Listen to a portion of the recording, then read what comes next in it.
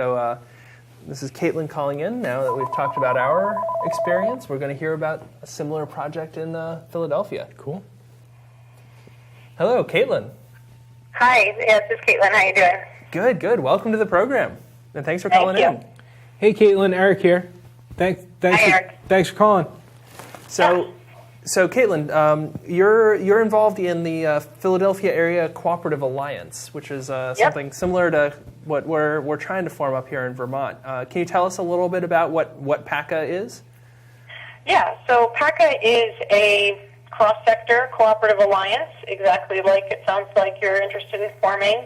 And I would say that sort of the way that's easiest to describe it is that we are part kind of a trade association for cooperatives of all sectors, and then our other goal is to be part cooperative development center to start new cooperatives in the Philadelphia region. Awesome. And what's your role within this organization? I am a member of the steering committee that was formed in November 2012. Okay. And what kind of structurally, kind of what is PACA like formally organized, or is it a sort of informal coalition? How does it fit together? So we are formally organized. That was part of the mandate of forming the steering committee, which was formed at a Philadelphia Cooperative Summit, which sounds sort of like the event that you just had recently. So we incorporated as a 501c3, so we're still pending sort of our tax exemption, but in Pennsylvania we are incorporated as a cooperative. Cool. So I'm really interested to hear a little bit about sort of how that process came about and how folks started to, move towards an alliance of cooperatives. Yeah. I would say that things started rolling in late 2011, early 2012, coinciding pretty well with the International Year of the Cooperative from the United Nations.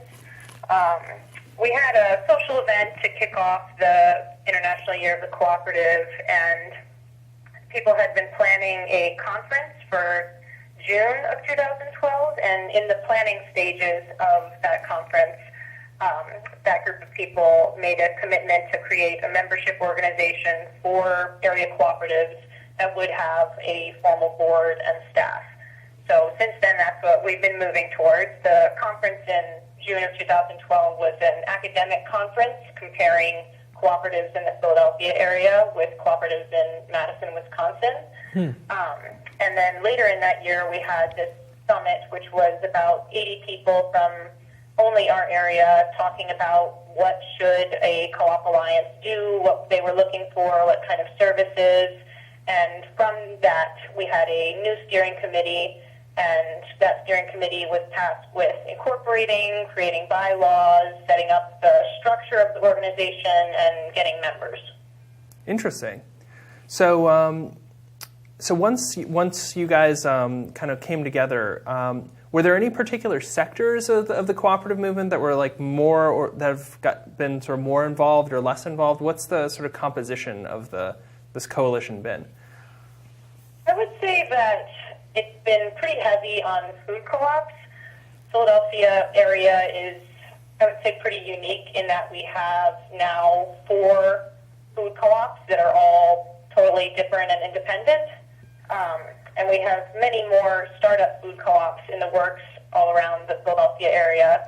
I would say that it was mostly driven by food co-ops, but we also have the energy co-op in Philadelphia has been very active and supportive in a lot of different ways, and then some participation from housing co-ops and credit unions as well. Mm-hmm. And is there, like, what does the worker co-op piece of that look like? Are there many worker co-ops in the area? Are they organized sort of separately? How does that fit in? We do have 2 main worker co-ops in our area, and they have been generally supportive, and when we work with them, they're very helpful, but they have not been super, they haven't participated as much in the organizational development of the Co-op Alliance, but they are, both of them are members now, and they are on board, but just haven't been participating as much with the structure and bylaws and things like that. One really interesting thing that struck me out of our meeting yesterday is that there were really some sort of folks around Vermont that have a lot of experience in co-ops that have sort of thought about this before, and this was, but it hadn't been really, it hadn't moved forward, and they were very excited to sort of explore the potential for this to move forward again. I was wondering if there was a similar dynamic, down in Philadelphia where this is maybe something that people had thought about before and it didn't quite get off the ground? Well, we do have an interesting history in Philadelphia, and fairly recent, in that we had the Philadelphia PACE. Let me see what it was. It was called Philadelphia Association of Cooperative Enterprise, and that was in the 70s and 80s, and that was a very strong organization that tended to do a lot of ESOP conversions, and they worked on creating when area A&P grocery stores were closing, they worked on converting them to be owned by the employees. So that's an interesting bit of history that we have in our recent past, but not within the last, 2 decades. I personally am not familiar with whether there were attempts at cross-sector co-op organizing in that interim time. One of the projects that we've been working on is a compiling of our region's history of cooperative businesses, but I don't recall finding anything about cross-sector organizing initiatives that happened since PACE ended. Well, one thing in terms of those previous attempts in Vermont that seemed to be a pattern was oftentimes it would be around kind of trying to put on a single event or initiative, and then once that energy was expended, it sort of petered out. What do you see as kind of in terms of what you guys have been doing with PACA that's given it the sort of staying power and the momentum to sort of continue going without sort of losing that? I think that 2012 definitely was buoyed by all of the attention paid to cooperatives because of the United Nations. At the very beginning of 2012, our Philadelphia City Council passed a resolution about the importance of cooperatives. There was a lot of buzz happening, and I think that now a lot of our momentum comes from just the increasing excitement about cooperative businesses as a model. There are so many startups forming in the area, and all of those people sort of coming on board and learning more about cooperatives is fueling our interest and the need to have a cross-sector co-op alliance. I think our steering committee has been in it for the long haul already and have accomplished a lot of pretty great things, and we are entering kind of a new stage now where we're hoping to have an executive director soon. So that'll be a very different thing to transition from an all-volunteer steering committee to an organization with staff. And also coming up this spring will be our first official board elections. We already have members, but we don't have an official board yet. So those are a lot of formal steps that are coming up soon that will kind of hand off the baton or change the current group's energy or shake it up a little bit so that we have going into a new phase. Nice. Caitlin, you spoke before about PACA sort of having dual roles as a trade association and as sort of a cooperative development, playing a role in cooperative development as well. What kind of initiatives is PACA involved in? How do those roles look like? I would say with the cooperative development right now, we're doing a lot of us individually, members of the steering committee, are working with startup co-ops or individual existing co-ops with services or functions that a cooperative development center would provide. We're a little unclear at this moment on, whether we're doing it as individual co-op developers or as representatives of PACA. But, providing services like helping with incorporation or bylaws, and things like that. As far as trade association or kind of a chamber of commerce for cooperatives, we've been trying to bridge the gap of having very little capacity to do things because we're an all-volunteer organization, and also trying to provide services and benefits for our members who have signed up already, and they are supportive of us, but it's still, we are a trade association, so we're exploring things like possible shared services. The cost of healthcare is increasing very dramatically for a lot of the co-ops in our area, and we're looking at whether we can, do something about that. We're also interested in doing things like a cooperative loan fund. A little bit of that has happened informally, but we could be kind of a home for that. And that's, I think, the way that a lot of us think of ourselves, that we can be sort of a hub for initiatives that individual co-ops would be unlikely to take on, but we, as kind of an umbrella organization, hopefully will have tax exemption and can be able to take, help them apply for grants and things like that.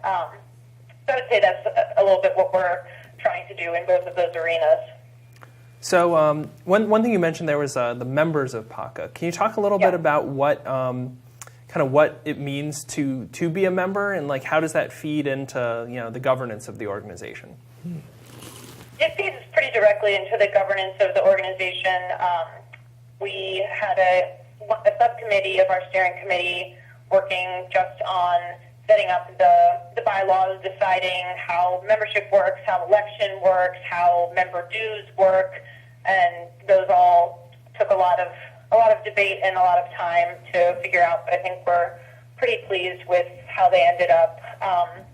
We currently have 7 members that reflect all different co-op sectors, and right now the benefits of being a member of PACA are a lot about access to our Philadelphia-specific Co-op 101 training, supporting the co-ops in finding financing, connecting them to national networks, connecting them to each other, which is at the very base. One of our goals is to build bridges between the different sectors that otherwise aren't doing a lot of interaction, that the credit unions want to help grow the cooperative movement with financing, and they have the ability to do that. So we've been kind of individually building those bridges and making those connections, and that's, I would say, one of our biggest perks of being a member right now. So one tension that I think exists within our current organizing here in Vermont that I'm sort of curious to hear what if it is reflected in the experience in Philadelphia, but is that when trying to build something that's kind of a co-op movement organization, you have like people whose primary identity or roles are different. So there's some folks who are just enthusiastic members who are activists, and other people for whom are they're a manager, or they work their profession is in the co-op movement, and sort of creating a space in which the kind of energy and kind of skills and expertise and activities of both can be empowered is something that I've been giving a lot of thought to. I was wondering, like, with PACA, like, what is the have you guys sort of given any thought to the role of the of kind of rank and file members who want to get involved with the co-op movement versus the role of people who are staff people or board members in the organization? Certainly, and I would say that most of the people who are on the steering committee are kind of rank and file co-op members. There's certainly people who are on boards of some of the co-ops, but I would say most of us come to the steering committee just as members of co-ops. And we are trying to involve staff as well, but I think that as we've been growing and establishing our structure, we're trying to engage people more socially socially, more building awareness. We need volunteer help with organizing different events. So we've definitely involved people in that way. Excuse me. And as we go forward, I think especially having a staff member or more than one staff member will be able to get people involved on a more consistent basis. Some of our subcommittees have members who are not on the steering committee, so they kind of just come in for special tasks or purposes based on their skills. We also are launching a new member recruitment campaign and fundraising campaign, and I think we're going to be reaching out to some other folks in the cooperative movement here who can help us launch that, who are not currently on the steering committee. On the cooperative development side of things, have you experienced many folks coming and really being interested in how they could sort of conduct the business that they want to start up as a cooperative, or what has the interest been like on that end? There's a lot of interest, and as I said earlier, PACA is not yet saying we are a cooperative development center because we don't currently have the capacity as PACA to do that. But on an individual basis, many of the members of PACA are advising and facilitating and structuring co-ops. Another member of the steering committee, Peter Frank, have been working kind of as developers and kind of as possible members of a brewery co-op incubator idea. So there have been some meetings happening about that, and actually I think we may be losing one of our members to Vermont soon, so you should find him when he gets there. Definitely. And we are, there's a lot of different sectors that the co-op model is kind of sparking interest in our area. I've been working on very preliminary stages with a group of construction workers who are kind of tired of working on their own and competing with each other and want to join together to get the benefits of being in a group and being in a co-op. So it's really exciting for me when groups kind of identify that the cooperative model serves their needs and then decide to go with that. So we're almost a cooperative development center, but quite yet. So one other thing you mentioned earlier was the social events and social aspect of this organizing, and I think it was from PACA that we got the idea to do our first co-op happy hour. And one of the big takeaways from the meeting yesterday was that we're going to try to have consistently on a monthly basis a educational and social event. Can you talk a little bit about sort of maybe the role that the social side of things has played in your organizing process and some of the things that you guys have done and that sort of stuff? Yeah, absolutely. I think that the social aspect is incredibly important, and your promise to do a monthly event is a great idea, and I wish that we were doing monthly events. We have done a lot of social things, and I would say a lot of them have been kind of bigger affairs, and it would be a good thing for us to do more low-key and more frequent kind of happy hour things. We in Philadelphia last July were host to the Eastern Conference for Workplace Democracy, the big conference in 2012. So there have been a lot of very large events, and I think that smaller things are a good idea, and seeing each other is the way that you build trust and community and movements. We do have a co-op happy hour coming up at the end of February, at which I'm giving a little talk about a trip I took to Mondragon, which was very exciting. So I'll be telling people a little bit about that. But I think that I could not overemphasize the importance of social, and the fact that you are already doing a weekly hour-long video about co-ops to raise the awareness of co-ops is a great start. It would, we would be extremely impressed with ourselves if we could do something like that. So that's very admirable, and we've been trying to do that a bit with our website, which is Philadelphia.coop, our Facebook page, our blog, to just keep the conversation going. And again, as we sort of think about this, as we're embarking on this big next step, were there any kind of stumbling blocks that you guys ran into that you feel like are worth noting, or sort of things that were more challenging than you expected, or anything like that?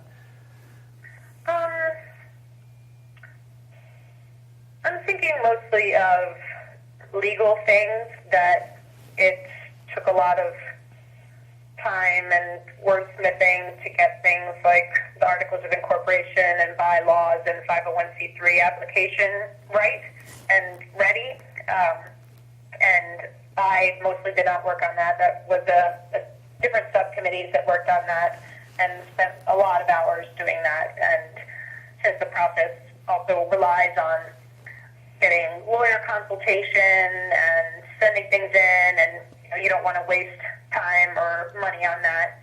So getting the funding together to make those different applications and getting the agreements on what the structure was in order to then write that into the bylaws. It's a complicated process because it's cross-sector, and you can say, oh, dues are based on revenue, but then housing co-ops don't really have revenue like a business necessarily. So there's just a lot of nuance that happens because it's cross-sector, and you can't say, well, all of our members are going to be like this or have this characteristic, which is the right kind of challenge, I think, because that's the point of what we're doing. But it just takes time and takes patience, and sustaining the volunteer work over time can be tiring, but it's exciting for us now that kind of the goal is in sight, and we've accomplished the things that we set out to do, which is great, and I'm really proud of us for doing that. We're really excited to see it happen as well, and in other places like Austin too. It's really exciting to see this energy around cooperatives. As you guys look sort of to the future, what is PACA really excited about? We've always had some pretty big dreams. We want to, as I mentioned, have a co-op loan fund for the region so we can have more money available to startups and to expansions and lines of credit, because that's been difficult for some co-ops in our area. We've been talking on and off about forming a university center for the study of cooperatives, because most of the academic study or research on cooperatives comes out of agriculture programs, and we think there's kind of a niche there for urban co-ops. And another thing that we've been doing, we've been working with a congressman who is my congressman, Pakka. He has introduced 2 different bills that ask for more funding for cooperative development, and particularly for urban areas. The first one kind of died in committee, and it's possible that this one will too, but public policy is something that we're working more on, and trying to get funding, economic development, just making the case that co-ops make sense as economic and community development. Yeah, and then so the one other thing that before we run out of time, we've only got a few minutes left, but the one other thing, just sort of, you mentioned a little bit about sort of a dues structure. What, in terms of thinking about how, if as you move from an all volunteer organization to an organization with paid staff that's a little more professionalized, like what does that funding piece look like? The funding piece looks like, basically we spent a long time trying to match the member dues with our budget, and then the member dues just ended up being way too high, and we, ended up with, oh, sure, like all 80 credit unions in the area will sign on, but that's not going to happen initially, I don't think. So we basically want co-ops in the area to be members, to be dues-paying members, but we don't want it to be prohibitive. So we're looking at other ways to close kind of the budget gap there. If we get our 501c3 tax exemption, we'll be able to get a little bit more foundation funding for specific projects and things like that. Currently, we have a fiscal sponsor, Resources for Human Development, and they are a 501c3, so any donations to us now are tax deductible, and they also gave us a $10,000 matching grant. So that has helped us with our initial kind of member drive and fundraising campaign, and we're definitely going to be asking for member dues and individual members to sign on pretty soon. But it's hard in an urban area, I would say, to get the funding to do what we're trying to do. But we're working on it. Well, I think we're just about out of time, but thank you so much for calling in and sharing your experiences. Any final thoughts you feel like would be pertinent to share before we sign off? I wish you all luck up there. It sounds like you already have a lot going on that is going in a good direction, and I'm really excited to hear more about where it goes. You all are welcome to come on down here and see how it's working. Solidarity NYC is coming down next weekend, and we're going to show them what we're doing. So come down anytime. Well, on my upcoming train trip, my train will go through Philadelphia, so I might think about stopping in. Yeah, thank you for having me. Thanks for sharing, Caitlin. Really appreciate you talking about your experiences. Thanks. Take care. Bye. All right. So again, that was Caitlin Quigley, who is part of